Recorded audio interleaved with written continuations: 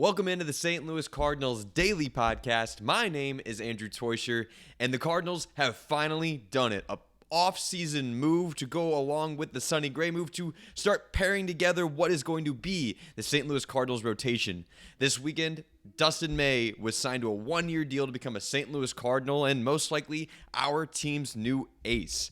The deal signs the 28-year-old to 2026 with the Cardinals, as well as a mutual option in 2027. Now, anyone who's been following the St. Louis Cardinals prospects in terms of who we could sign this offseason, this is probably the guy at the top of everybody's list. And the reason for it is the guy is absolutely exciting on the mound. He just can't stay on it.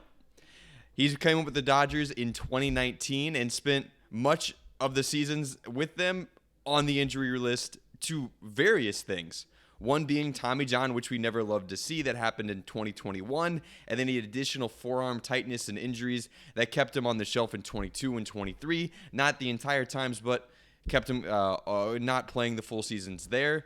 And then just to prove that Dustin May has some sort of curse on him, Dustin May suffered a rare esophagus injury while eating a salad. Yes, go tell your parents, vegetables aren't always good for you.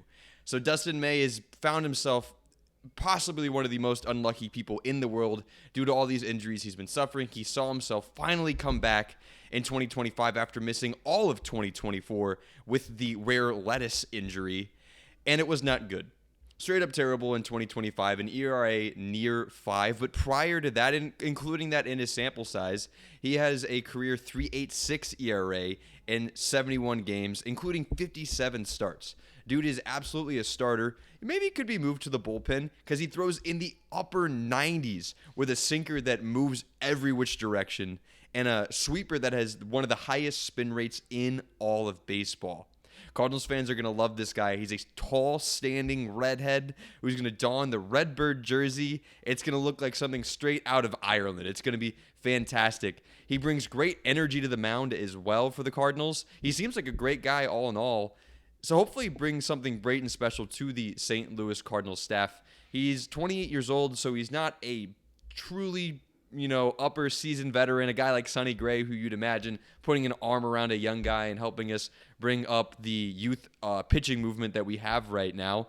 But he's definitely a guy with some experience, and that's what Chaim Bloom said he desperately wanted to bring in this year, was a guy to go along with all of our young arms, a guy or two to eat up some innings. Now, Dustin May clearly hasn't shown an ability to stay on the field, so I wouldn't quite call him an innings eater because, well, quite frankly, that's the one thing he hasn't done.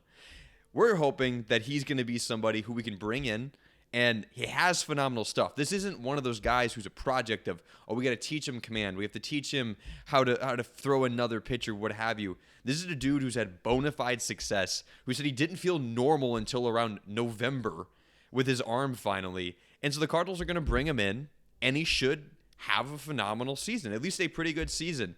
Last year was absolutely a disappointment as both a member of the Dodgers and the Red Sox, where he was traded later in the season. So, shocker, Chaim Bloom brought in another Red Sox player.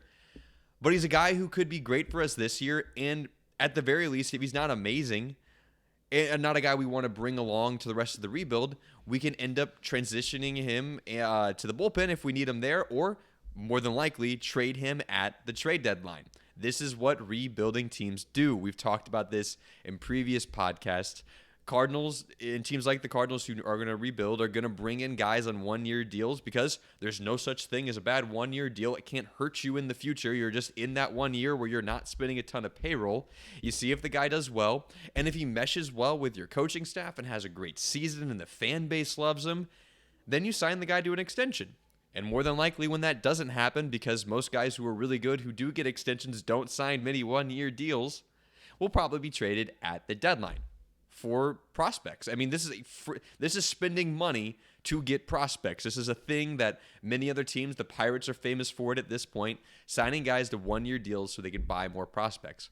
Why not? This is a thing the Cardinals haven't done much of in the past because John Mozeliak was delusional and wanted to keep the good times rolling as he was, about to retire, leave his job with the Cardinals. We're finally seeing new tactics that just make sense and are going to help us build up our farm system, which is already one of the best in baseball. Thank you, Chaim Bloom. But that wasn't the only news we had coming out of this weekend with Dustin May. The Cardinals have also had more and more ongoing ramp-ups and talks with a couple of trade pieces that the Cardinals are expected to move, one of which is Brendan Donovan. It came out this weekend that Brendan Donovan is expected and has growing talks with being traded to the Seattle Mariners and the San Francisco Giants. So I wanted to look at a couple of the deals that have been mentioned by Katie Woo because there are specific prospects linked to these. Let's start with the potential trade to the Mariners for Brendan Donovan. And this is the one I would much prefer to the San Francisco Giants. I brought up before, the Seattle Mariners and the St. Louis Cardinals align in so many different assets of how a trade makes sense between the two of us. The Mariners are stocked full with one of the best farm system in baseball. They have 1 million guys in the top 100, and a lot of them are high velocity pitching arms that the Cardinals would love to get in and match with guys like Liam Doyle that we've seen Bloom already bring in. So the Cardinals have been linked to the Seattle Mariners as a potential trade partner. The two prospects that have been mentioned, who we can go into deeper more in other podcasts, is Lazaro Montes, who is a power-hitting outfield prospect, who is a 29th overall prospect in baseball and is Seattle's third best prospect, showing you a little bit how great their farm system is. And another guy that's been linked to the Cardinals is a very interesting prospect, starting with the name. You won't get this not seeing it visually, but it's very strange in the spelling. His name is Jurrangelo St. It looks nothing like that in its spelling. I believe his dad is Dutch, which makes a little bit more sense. But anyway, St. is a famously known prospect out of the 2024 draft. Known for being good, of course. It's great to see. He was taken 15th overall in 2024, but he's ambidextrous. That means he throws from both sides of the plate. Now, if you check out his baseball prospect profile on MLB.com, you're going to see that he's much better from the right side. It's likely considered that he's probably going to go full-time pitching as a right-handed pitcher, where he throws in the upper 90s with a sick fastball and a developing changeup slider combo. It'd be exciting. It'd be awesome. I'd love to have one of the only guys in baseball. I believe the A's have a guy, or recently had a guy, who is throwing from both sides of the plate. But we could be one of the guys with a excellent, potentially starting pitcher throwing from both sides. So St. is an incredibly exciting prospect. Pair that with a power-hitting, strikeout-heavy outfield prospect. You know, what do you expect? It's a prospect who hits for power. Going to have a lot of strikeouts with them. See if we can develop them. But these guys would instantly be two more top 100 prospects in the Cardinals farm system. St. being the 90th best prospect in all of baseball. Again, the Mariners are absolutely stacked. So even if those two exact prospects don't come back to the Cardinals, there are so many other options that could be available, including some big league arms we've brought up before, like Bryce Miller, I think would look great in a Cardinals uniform. Going on to the Giants deals that have been possible for the Cardinals. These are less exciting. It kind of seems weird that we've come out with names from the Mariners and the Giants. You don't see this much, that specific prospects are named. It makes me think that they're just tossing them out there trying to get leverage. I'd have to imagine it only benefits the Cardinals to have these discussions out there, so I imagine it's the Cardinals leaking these things to the media. Anywho, the Giants, however, we've linked to two prospects that we could potentially trade for. One is a middle infield prospect named Gavin Killen, who is the third best prospect in the Giants system, and he ranks just outside of the top 100 prospects in baseball according to MLB.com.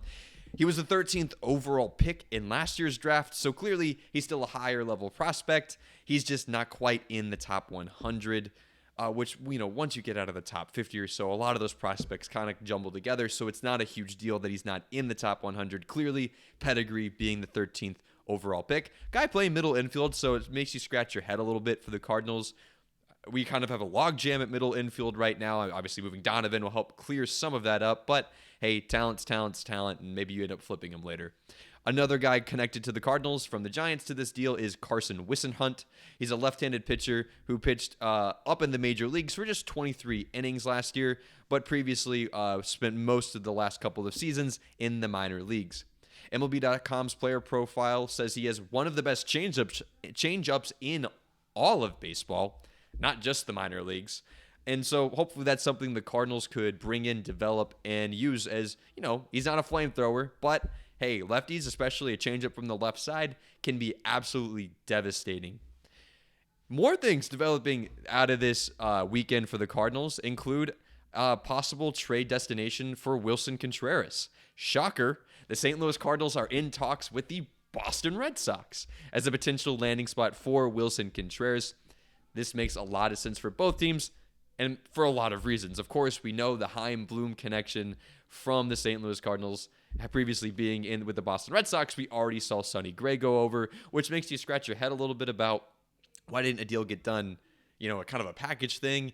I wonder if part of the reason Contreras' NTC being waived came around the same time the Sonny Gray trade happened. I wonder if they were discussing Wilson. Maybe they asked him, hey, obviously we've got ties here. There's a potential thing happening here. Would you be okay with maybe going to Boston? So I'd imagine that this is already in the clear. Boston having interest in him makes me really think that Chaim's probably already talked to him about that and talked it up as he came from Boston. Contreras had a solid season. He'd go into Boston and be an everyday starter for them, carrying a 2.56 average, 356 on base, and a 461 slug, all good for a 130 weighted runs created plus across the past 4 seasons. And the Red Sox are desperate for that. The Red Sox have not had an everyday first baseman in a long time. After having a lot of mainstay guys there in Boston, they've been rotating guys. They thought Tristan Casas would be that guy for them, but he suffered a season-ending knee injury just 30 games into the young season last year. So Contreras would be a big deal for them and would allow for a lot more flexibility for the Boston Red Sox. We can dive more into some possible trade options later in some future podcasts, but I think this would make a lot of sense. He's owed $41.5 million over the next 2 years, which is very much market value for the kind of offense Contreras offers, and a great glove at first base. Obviously not a guy I want to see moved, but for the sake of the rebuild, I think it would make a lot of sense. All of these moves have. Thanks for tuning in to the St. Louis Cardinals Daily Podcast. Again, my name is Andrew Teuscher. Join us every day as we cover your Redbirds.